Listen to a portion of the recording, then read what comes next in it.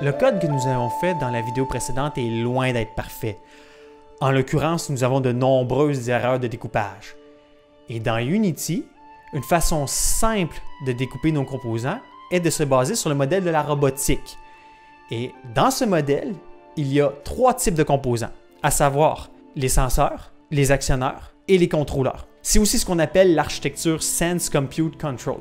On va utiliser cette architecture pour notre projet. Alors, on va commencer par le senseur. Le senseur, c'est l'entrée de vos entités. Alors, ce sera pour nous notre clavier. Nous allons nous créer un composant que l'on va appeler Inputs, comme ceci.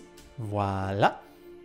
Et nous allons exposer une propriété booléenne qui va indiquer si notre personnage doit battre des ailes.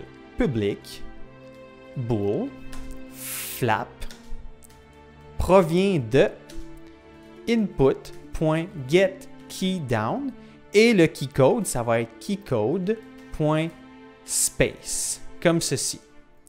Et nous allons permettre la configuration de cette touche dans l'éditeur en créant un Serialized Field.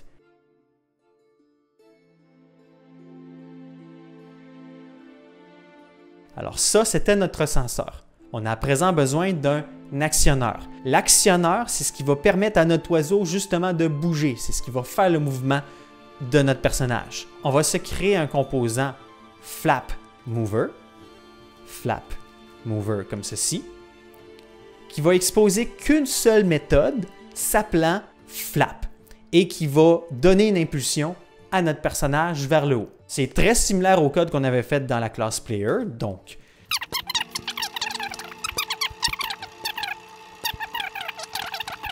et enfin, notre fameuse méthode flap.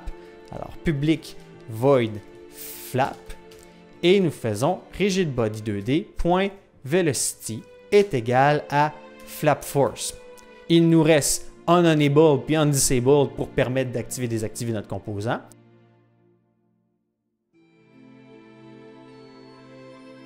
Il ne nous reste plus rien que le contrôleur. Le contrôleur est ce qui va faire le pont entre les deux. Donc, le contrôleur va lire notre senseur, prendre une décision et activer un actionneur.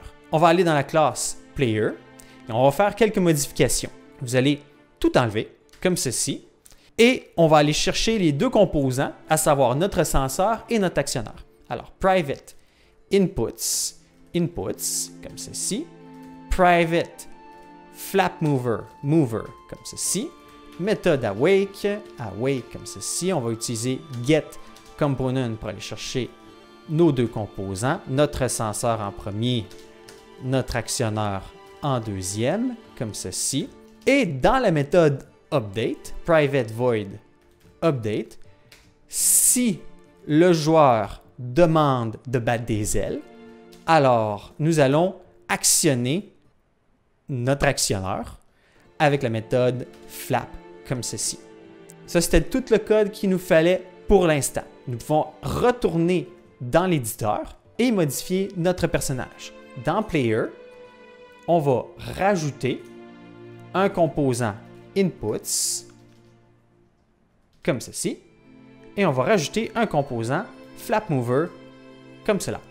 Normalement, tout devrait fonctionner, et oui, ça fonctionne toujours.